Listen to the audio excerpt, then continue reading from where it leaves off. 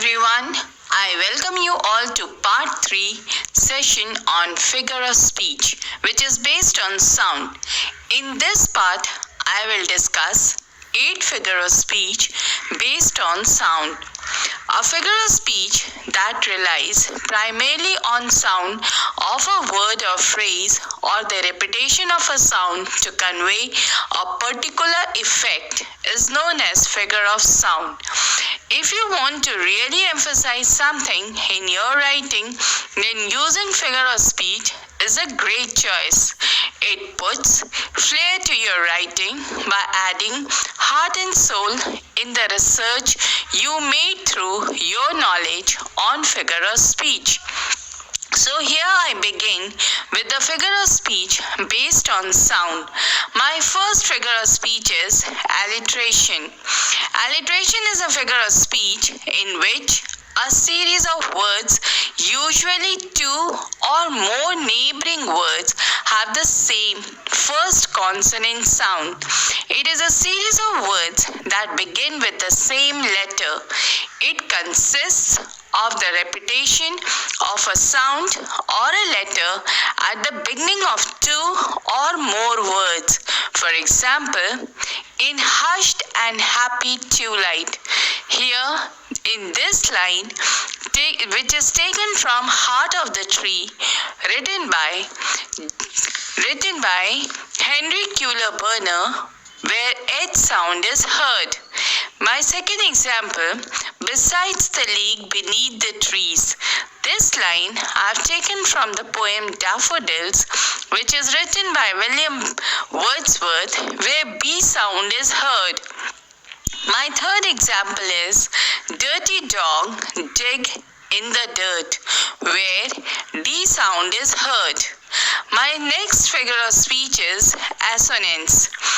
Assonance is a figure of speech in which the repetition of a vowel sound in quick succession in a phrase or sentence.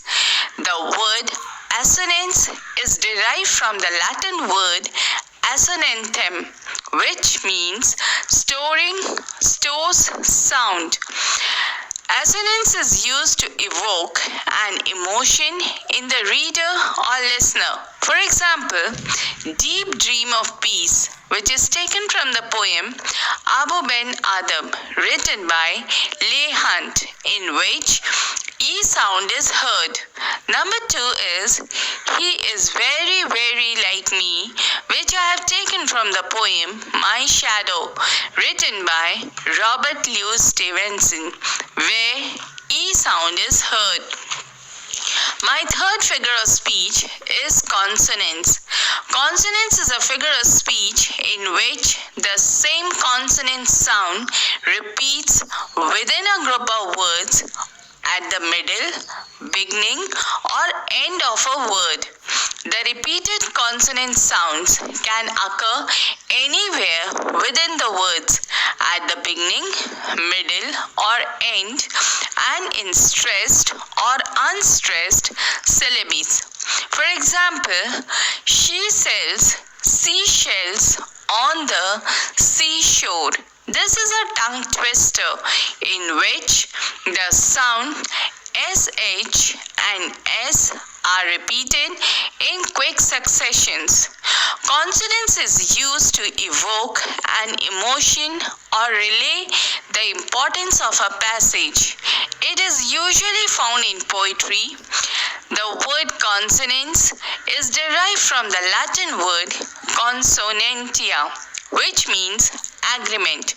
Consonance is also used in everyday language to mean in agreement or compatible. For example, the cook broke his back, where K sound is heard. My next example is all's well that ends well, where L sound is heard. My fourth figure of speech is onomatopoeia. Onomatopoeia is a figure of speech in which the sound of a word suggests its sense or meaning. It is defined as a word which imitates the natural sounds of a thing. It creates a sound effect that mimics the thing described, making the description more expressive and interesting. Now the example is number 1, tinkling, luminous, tender and clear, which I have taken from the poem The Bangle Seller, written by Sarojini Naidu. Here, tinkling means a ringing sound made by the bangles is an example of onomatopoeia. Number 2 is the buzzing bee flew away. Onomatopoeia words come in combination as they reflect different sounds in a single object. For example, a group of words reflecting different sounds of water are plop, splash, gush, sprinkle, drizzle and drip. Now, similarly, different kinds of human voice sounds can be denoted by growl, giggle, grunt, murmur, blurt, and chatter. Moreover, we can identify a group of words related to wind such as swish, swoosh, whip, whoosh, whiz, and whisper. The beauty of onomatopoeic words lies in the fact that they are bound to have an effect on the reader's senses.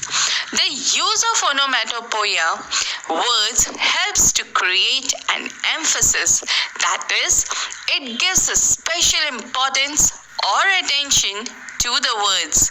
My 5th figure of speech is rhyme. Rhyme is a literary device in which the last word in each line gives a musical effect.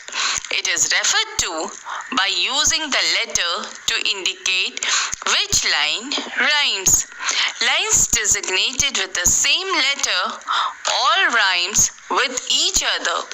A rhyme is a tool utilizing repeating patterns that bring rhythm or musicality to poems.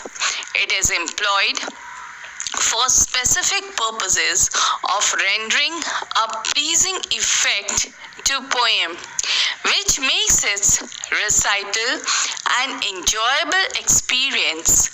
It offers itself as a mnemonic device, soothing the progress of memorization. For instance, all nursery rhymes contain rhyming words in order to facilitate learning for children. For example, some say the world will end in fire, some say in ice.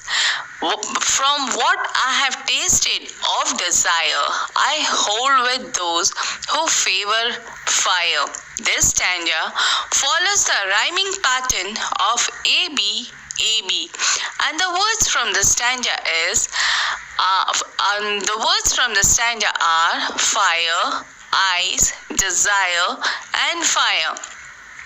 My 6th figure of speech is paranomasia. Paranomasia is a figure of speech in which a rhetorical term. It is also a rhetorical term. It is also called agnomatio. This term is used for punning and playing with the words, which means to call a different name. It expresses similarity of sound of various words. It causes confusion, often for numerous effect. It is a form of wordplay that suggests two or more meaning of words. It arises from the intentional use of homophonic, homographic, and metonymic or metamorphical languages. For example, this line is taken from The Two Gentlemen of Verona or Richard III by William Shakespeare. And the line is, "It is no matter if the tide were lost, for it is the unkindest tide that ever any man tide.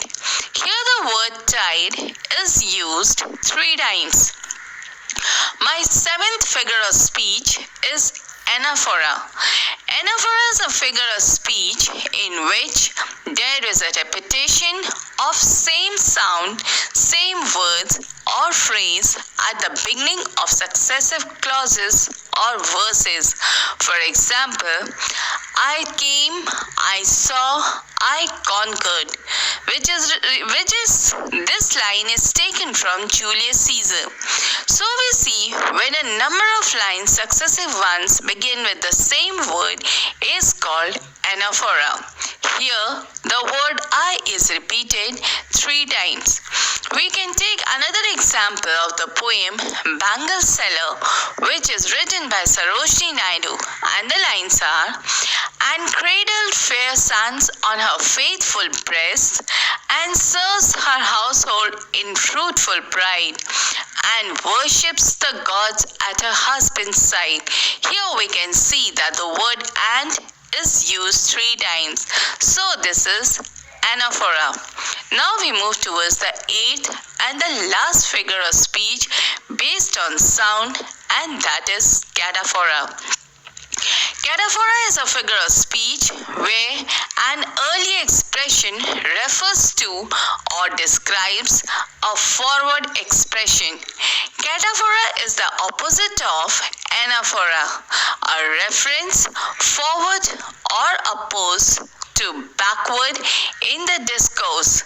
The use of a pronoun or other linguistic unit before the noun phrase to which it refers, sometimes used for rhetorical effect.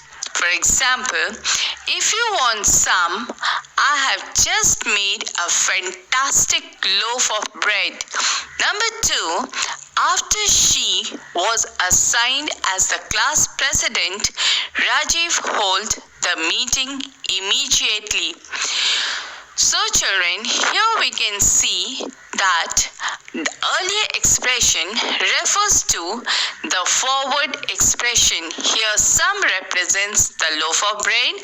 Here she represents that after she was elected as the class president, Rajiv held a meeting.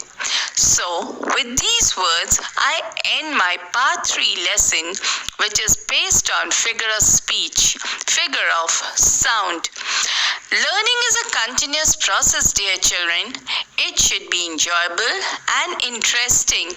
Hope you have clearly understood these figure of speech, and it will be beneficial for you in your study.